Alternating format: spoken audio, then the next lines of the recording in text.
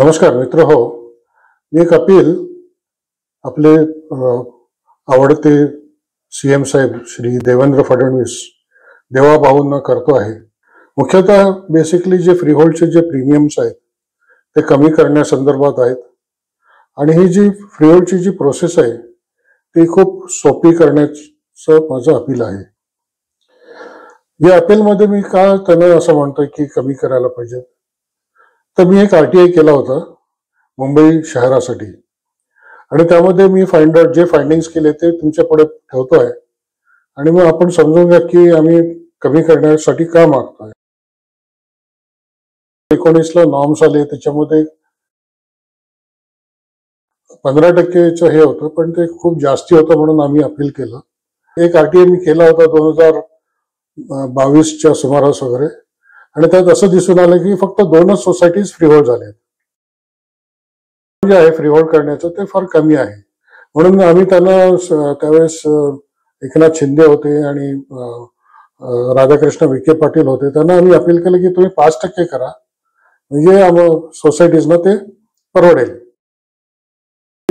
धारकांना पण 5% देण्यात मध्ये फ्रीहोल्ड करण्याचं तुम्ही अलाव करता, तर त्याच धर्तीवर गृहनिर्माण संस्थांना पण 5% मध्ये अलाव करा असं आमचं अपील होतं. आणि मग त्यांनी 2 स्कीम काढले, एक 5%ची आणि एक 10%ची. तर आम्ही असं बघितलं की RTI मध्ये की 5%च्या स्कीमला काही आतापर्यंत म्हणजे 2024ला जी स्कीम आली 5%ची आणि आतापर्यंत त्याला रिस्पॉन्स 0 आहे.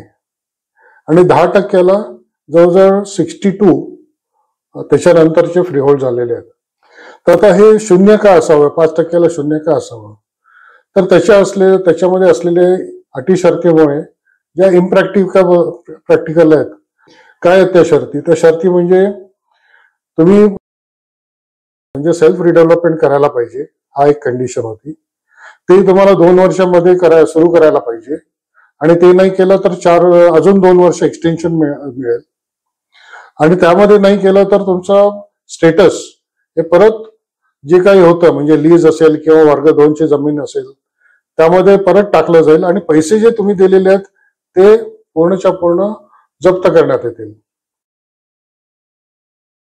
ऍडिशनल एरिया आहे जी तुम्ही रिडेव्हलपमेंट मध्ये करणार आहात ती प्रधानमंत्री विकास योजनेला 25% ऍडिशनल जी जागा बनते ते त्यांना द्यायची आहे.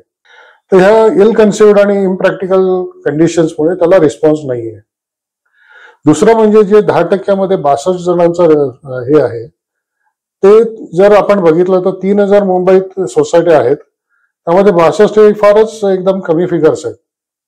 खूप पुष्कळ सोसायटीजना जरी करायचं असलं तरी त्यांना ते परवडत नाही, कारण त्यांना 10% पण खूप जास्ती झाले.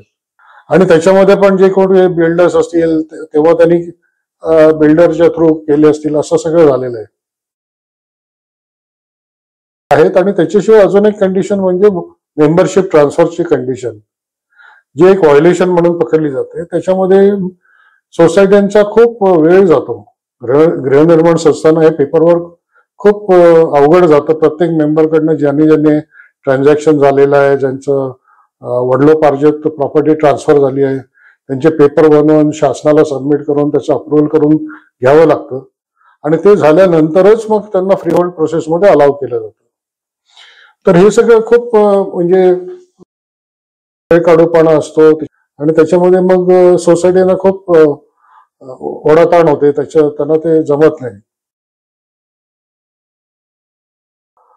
गेले 40-50 वर्षाची जे व्हायोलेशन्स आहेत मेंबरशिप ट्रान्सफरचे, त्याच्यासाठी आम्ही एक हे केला म्हणजे स्टडी केला आणि असं दिसून आलं की ते व्हायोलेशन्स 1% रेडी रेकनरच्या 1% जास्ती नाही आहेत.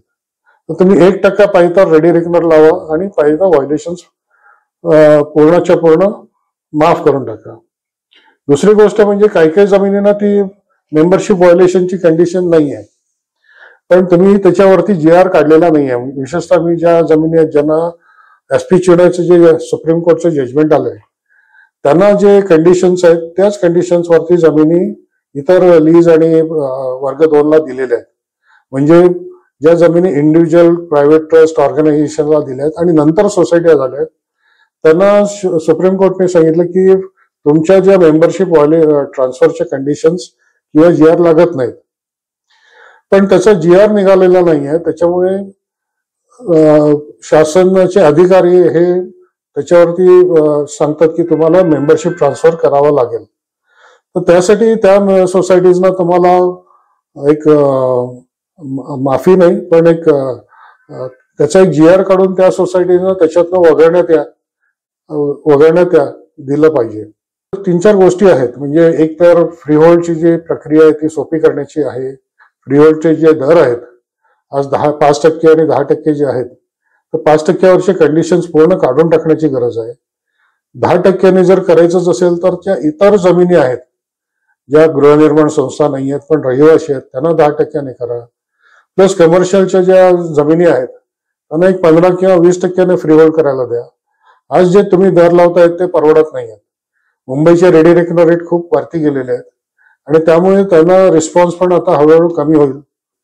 आणि ह्या जमिनी तुम्ही घेऊ पण शकत नाहीत, मग त्याच्यामधनं जे काय मिळतं रेव्हेन्यू ते जनरेट करा. पण तुम्ही जर कंडिशन्स असे घातलेत की ज्याच्यामध्ये इम्प्रॅक्टिकल कंडिशन्स घातले किंवा खूप जास्ती रेट लावला तर ते शक्य होणार नाही. आज नाजूल जमिनी आणि ज्या रेफ्युजीच्या जमिनी आहेत त्यांना तुम्ही 2.5% रहिवासी जमिनींना फ्रीहोल्ड करायला देता. 10% तुम्ही 5% ज्या रेफ्युजीज आहेत त्यांना कमर्शियलच्या जमिनी फ्रीहोल्ड करण्यात येतात. 10% नाजूल जमिनी कमर्शियल त्यांना फ्रीहोल्ड करण्यात येतं. तर तुम्ही हे जे दर आहेत गृहनिर्माण संस्था असू देत, रहिवासी होल्डर्स असू देत किंवा कमर्शियल जमिनी आहेत त्या कमी करण्याच्या गरजेचं आहे. त्या ब्रिटिशकालीन ज्या कंडिशन्स आहेत लीज किंवा वर्ग 2 त्या काढून आता 75 वर्ष झाली तरी पण ते चालतात. माझं अपील आहे देवाभाऊंना की ह्याच्यावर परत एकदा फेरविचार करा आणि फ्रीहोल्ड जे आहे ते त्याचे रेट्स कमी करून ते कसं सुटसुटीत प्रक्रिया त्याची करता येईल याचा जरा एक आढावा घेऊन त्याच्यावरती शासन निर्णय आणावा अशी माझी आपल्याला कळकळून विनंती आहे. जय हिंद, जय महाराष्ट्र, धन्यवाद.